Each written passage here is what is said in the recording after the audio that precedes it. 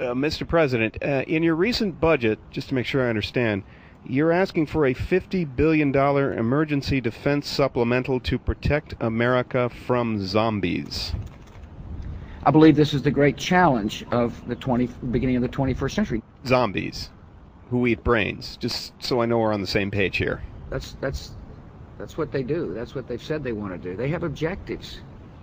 With all due respect, Mr. President, are you sure this wasn't a movie you saw? I mean, why? Because they're real.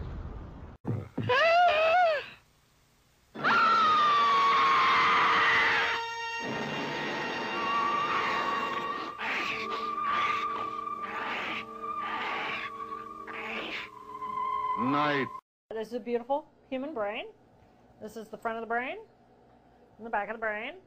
An amazing personal experience helped Jill Bolte Taylor come to know this incredible organ like few other scientists. This white dot right here is the hemorrhage. Oh, I'm a failure because I haven't got a brain. Well, what would you do with a brain if you had one? Just like someone took a remote control and pushed the mute button. Total silence.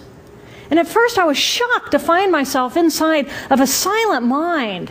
But then I was immediately captivated by the magnificence of the energy around me. And because I could no longer identify the boundaries of my body, I felt enormous and expansive.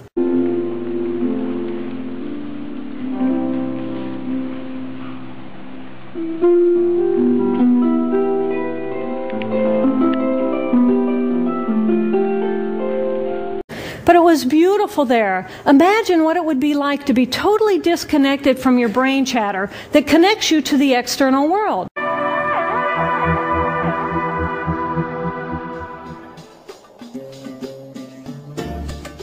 In 1851, in what is now known as Iraq, archaeologist and explorer Sir Austin Henry Layard discovered a library with 22,000 tablets containing what we know to be the earliest writings on Earth. The writings date back to over 6,000 years ago when the region was known as Mesopotamia, Sumer, and Babylon.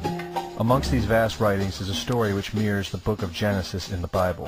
It tells a story of a great flood which reshaped the face of the planet Earth and all of her inhabitants. It tells a story of a tower built and the creation of the spoken word.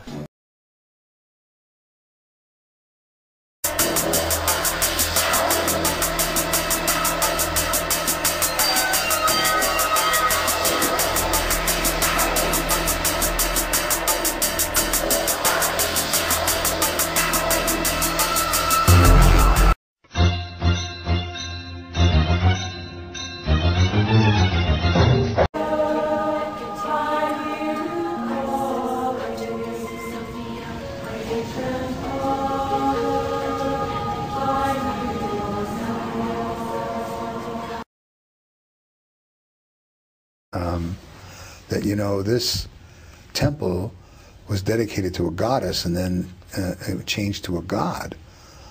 And I thought, well, that's kind of really strange. And I looked back at the ancient world and saw that all these civilizations worshipped a goddess, and then these three Abrahamic religions denied the existence of a goddess.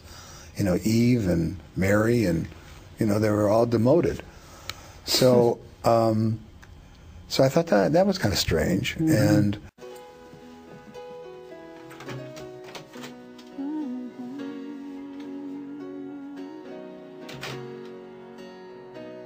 I woke up this morning feeling lonely.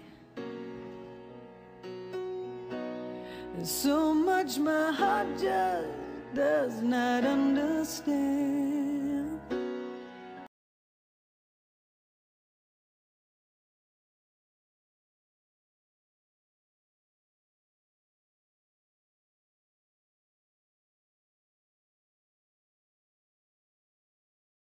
the invention of the alphabet, that reading and writing is different than speaking and listening.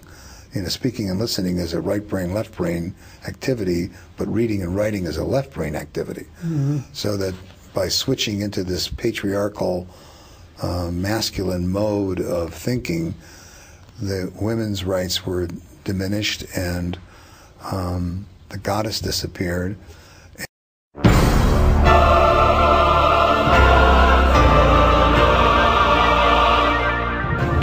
Où êtes-vous prête à aller pour le savoir, Mara?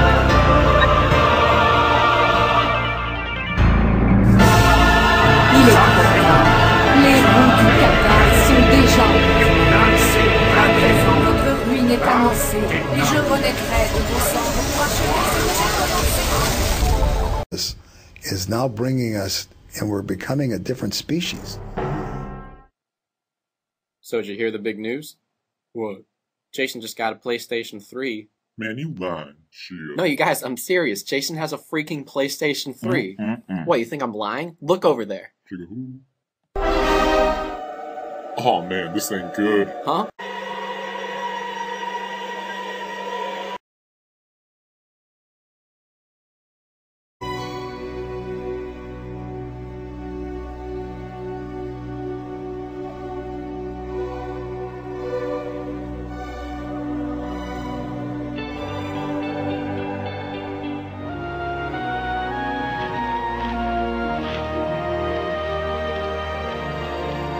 Digit really looked forward to the daily contacts.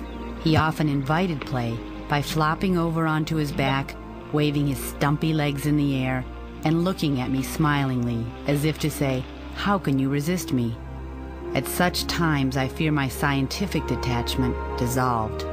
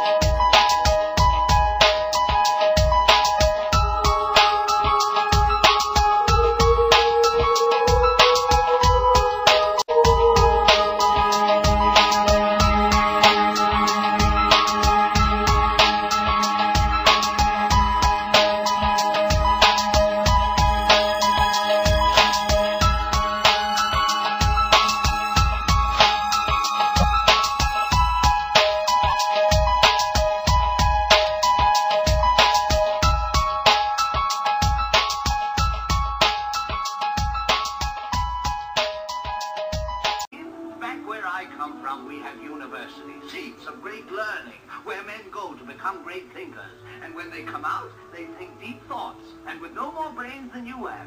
But they have one thing you haven't got, a diploma. Therefore, by virtue of the authority vested in me by the Universitatis Comitiatum e Pluribus Unum, I hereby confer upon you the honorary degree of Ph.D. Ph.D.? That's Doctor of Thinkology. Sum of the square roots of any two sides of an isosceles triangle is equal to the square root of the remaining side. Oh, George, Ratchet, I've got a brain. How can I ever thank you enough? Well, you can't, as the